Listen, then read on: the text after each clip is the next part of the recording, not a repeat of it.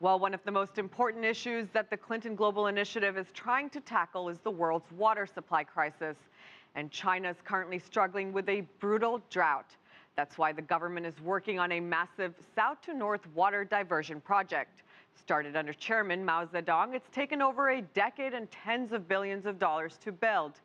CCTV Han Bin joins us now live from Beijing for more on this 2,000-kilometer journey.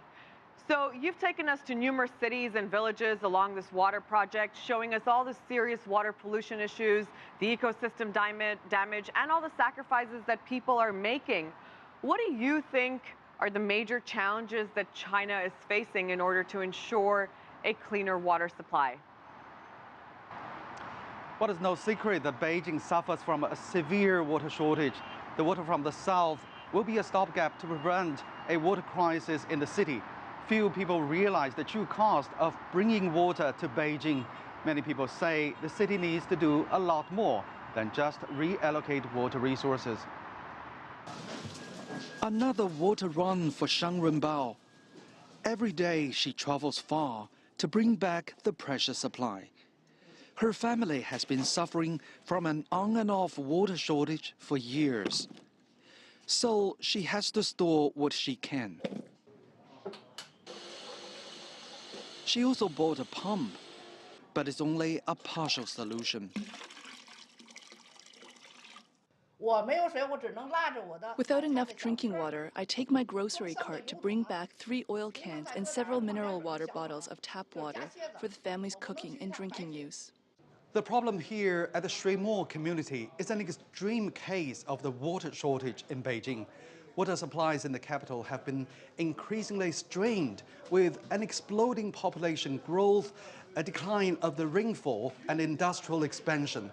The government's solution is to buy water from the south. That water will soon arrive in the capital, costing the government at least $60 billion. The diversion water will be expensive. But as Beijing becomes more desperate, the cost isn't the biggest problem. This is Beijing's largest drinking water treatment facility.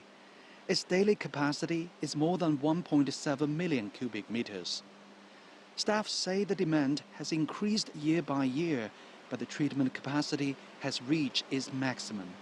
Raising the price of water can not only reimburse some of the cost, but more importantly, it helps to encourage water conservation in society. But fresh water is a basic living commodity that cannot be too expensive for residents' daily use. The diversion water is to improve living standards rather than reduce them. The hard choice for the government is to decide who will get the water first. Shang Renbao sees some hope for the future. She continues to save and transport water, something the city is also doing. Shang Renbao says she's willing to pay more for a reliable supply. But she also says the city can't go on the way it has. The diversion project won't wash away the underlying problems. Because of the climate change and urban development, South China is also facing a water shortage. The question is how soon Beijing can find a solution. So now we know that China's water issues are actually well documented, and you've been covering all these water issues for quite some time now.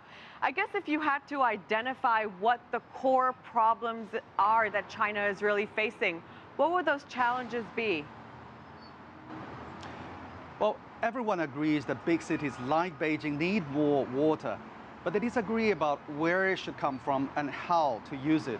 The Chinese government viewed bringing water from the south as the most realistic solution, and despite environmental risks, then there are other issues such as industrialization and climate change.